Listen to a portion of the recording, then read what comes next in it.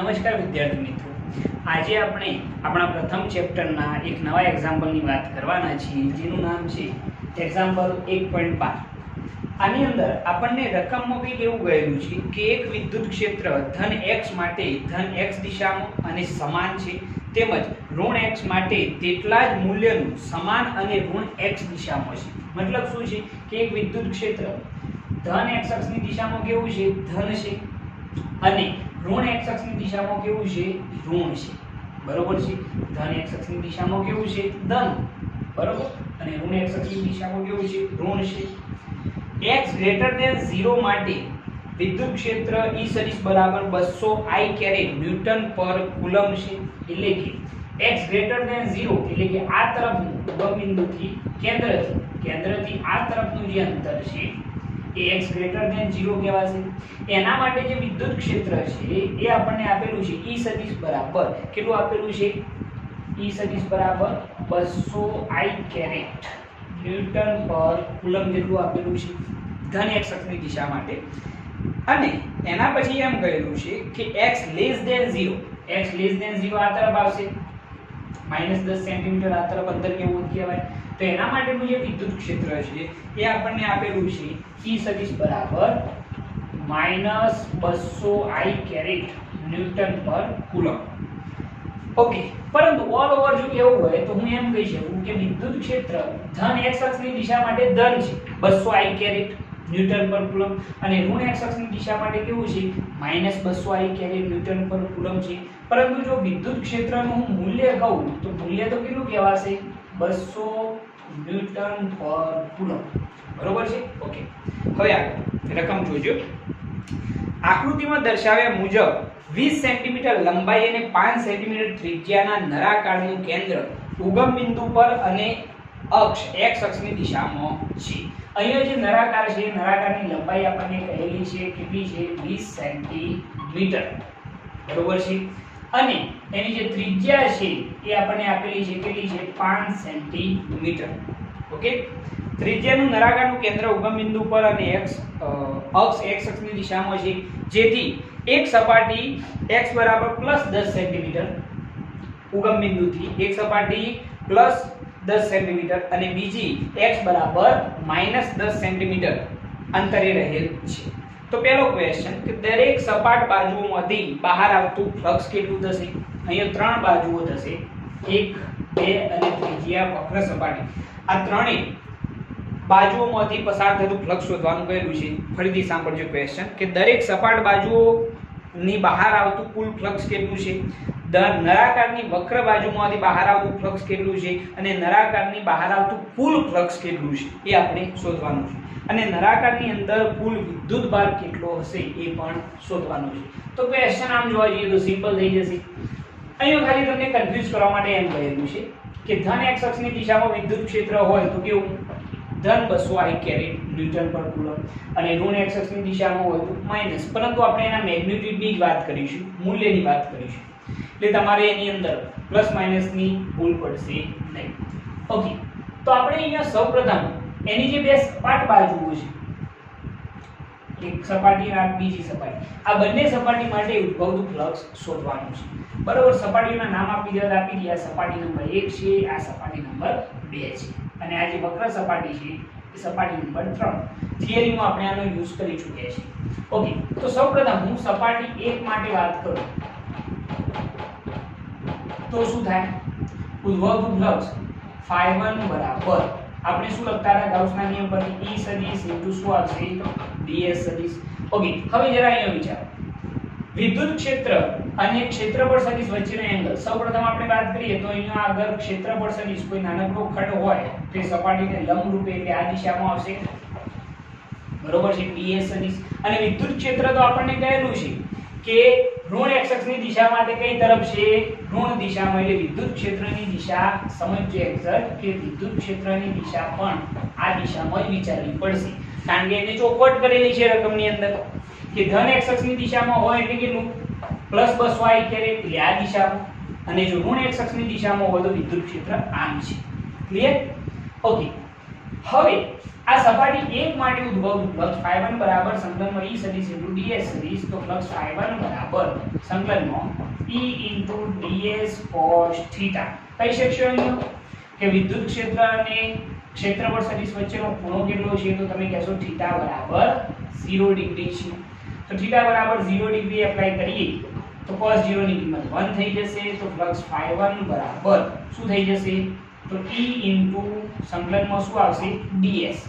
Okay, હવે આના ઉપરથી પ્રથમ સપાટી માટે ઉદ્ભવતું ફ્લક્સ φ1 બરાબર E * ચલો આપણે આખી સપાટીનું ક્ષેત્રફળ કેવું તો કેટલું થઈ જાય, સંકલન એટલે આ જે પ્રથમ સપાટી છે એ પૂરેપૂરી સપાટીનું ક્ષેત્રફળ જે વર્તુળાકાર છે એટલા માટે એનું ક્ષેત્રફળ શું આવશે, πr².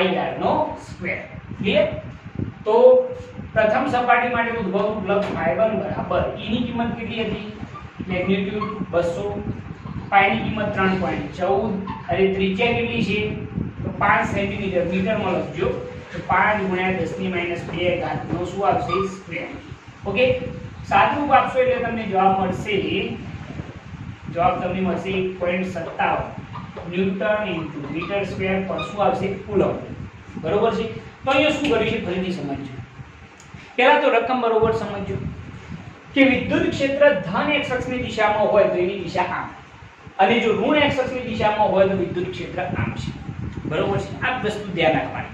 અને એના પછી ત્રણ સપાટી માટે આપણે ફ્લક્સ શોધવાનું છે. સૌપ્રથમ આ સપાટી, તો ક્ષેત્રફળ સદિશ આમ થશે, વિદ્યુત ક્ષેત્ર પણ આમ થશે. θ બરાબર એંગલ કેટલું, 0.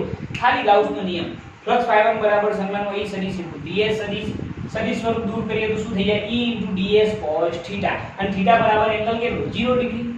cos 0 ની કિંમત 1 થઈ જાય તો E તો કોન્સ્ટન્ટ બહાર નીકળી જાય. તો સંકલનમાં શું આવ્યું, ds. કેવી સપાટી છે, વર્તુળાકાર, એટલા માટે એનું ક્ષેત્રફળ શું લખાય, πr². કિંમત એપ્લાય કરો તમને જવાબ મળી જશે 1.57 ન્યૂટન * મીટર સ્ક્વેર પર શું આવશે, કુલમ. ઓકે, હવે એના ઉપરથી તમે સપાટી નંબર 2 માટે વિચારી શકશો. એકદમ સરળ થઈ જાય. જુઓ, ક્ષેત્રફળ સદિશ સપાટીને લંબ રૂપે આ દિશામાં ds સદિશ. બરોબર છે? વિદ્યુત ક્ષેત્ર એ પણ એના એ દિશામાં આવશે, કારણ કે મેં કહ્યું છે ને કે ધન x અક્ષની દિશા માટે વિદ્યુત ક્ષેત્ર એના એ દિશામાં ધન છે. બરોબર છે? એટલે એ બંને વચ્ચેનો એંગલ કેટલો થઈ ગયો, ફરીથી તમે કહેશો θ બરાબર કેટલો થઈ ગયો, 0 ડિગ્રી. તો ફરીથી સપાટી નંબર 2 માટે જો આપણે વાત કરીએ, અહીંયા જોજો કે સપાટી 2 માટે ઉદ્ભવતું ફ્લક્સ φ2 બરાબર સંકલનમાં ડાયરેક્ટ લખીએ E * ds cos θ. આ સ્ટેપ છે. બરોબર? θ બરાબર એંગલ ફરીથી કેટલો, 0 ડિગ્રી. cos 0 ની કિંમત 1, તો ફ્લક્સ φ2 બરાબર E સંકલનમાં શું આવશે, ds. ચલો ds કેટલો થાય બોલો, સંકલન કરીએ તો ds બધા નાના ખંડોનો જો સરવાળો કરી દઈએ તો આખી સપાટીનું શું મળી જાય, ક્ષેત્રફળ. અને સપાટી કેવી છે, તો વર્તુળાકાર છે, એટલા માટે એનું ક્ષેત્રફળ શું થઈ જાય, πr², કારણ કે વર્તુળાકાર છે. તો E * શું આવશે, πr².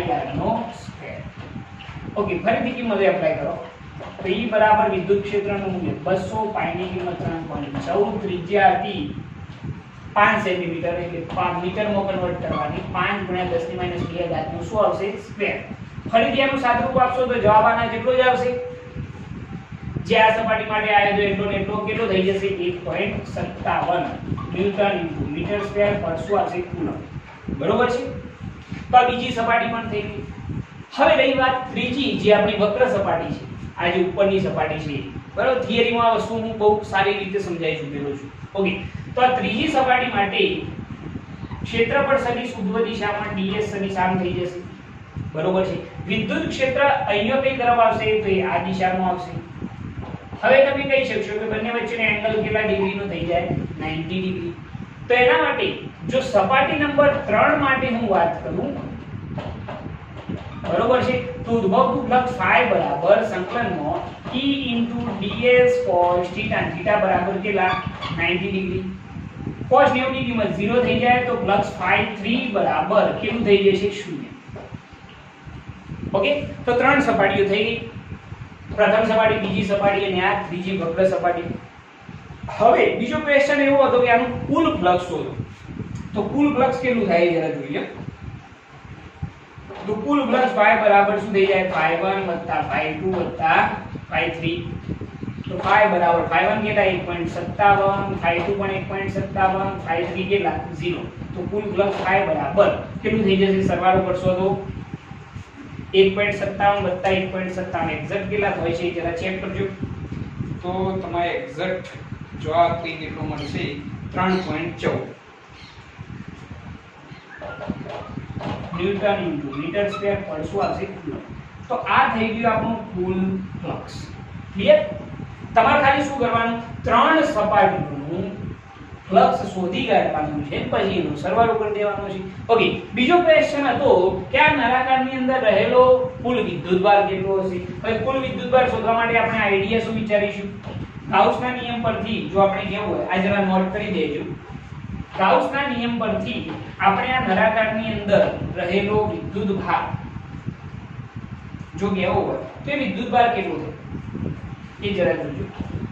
તો ગાઉસના નિયમ પરથી ગાઉસનો નિયમ યાદ છે ને ફ્લક્સ phi બરાબર શોધવું ઘેરાયેલો વિદ્યુતભાર ભાગ્યા શું આવશે એપ્સિલોન નોટ. તો ઘેરાયેલો વિદ્યુતભાર q બરાબર કુલ ફ્લક્સ phi ઇન્ટુ શું આવશે એપ્સિલોન નોટ. ઓકે, તો ઘેરાયેલો વિદ્યુતભાર q બરાબર ચલો કુલ ફ્લક્સ તો તમે શોધી ચૂક્યા છો. ફ્લક્સ phi બરાબર કેટલું હતું 3.14 ગુણ્યા એપ્સિલોન નોટ ની કિંમત 8.85 ગુણ્યા 10 ની માઈનસ શું આવશે 12 ઘાત. ઓકે, તમે સાદુરૂપ આપશો તો તમને જવાબ મળશે આનો લગભગ 27.80 ગુણ્યા 10 ની માઈનસ 12 ઘાત કુલમ જેટલો મળશે. ઓકે, આનું સાદુરૂપ આપજો એટલે ખ્યાલ આવી જશે. તો આ જવાબ થઈ ગયો. આનું થોડું હજી સાદુરૂપ આપીએ તો 2.78 બરોબર છે. 2.78 ગુણ્યા 10 ની માઈનસ 11 ઘાત કુલમ પણ તમે કહી શકો છો. તો આ જે વિદ્યુતભાર છે એ નળાકારની અંદર રહેલો વિદ્યુતભાર કહી શકાય છે. બરોબર? તો આ રીતે આ ક્વેશ્ચનનો જવાબ તમે ઈઝીલી આપી શકો છો. આઈડિયા બહુ સિમ્પલ છે. તમારે રકમને ખાસ સમજવી પડશે કે વિદ્યુત ક્ષેત્ર ધન x અક્ષની દિશામાં તો એની દિશા ઋણ x અક્ષની દિશામાં એને ઋણ બતાવ્યું છે, મતલબ કે એની દિશા વિરુદ્ધ થઈ જશે. બરોબર છે?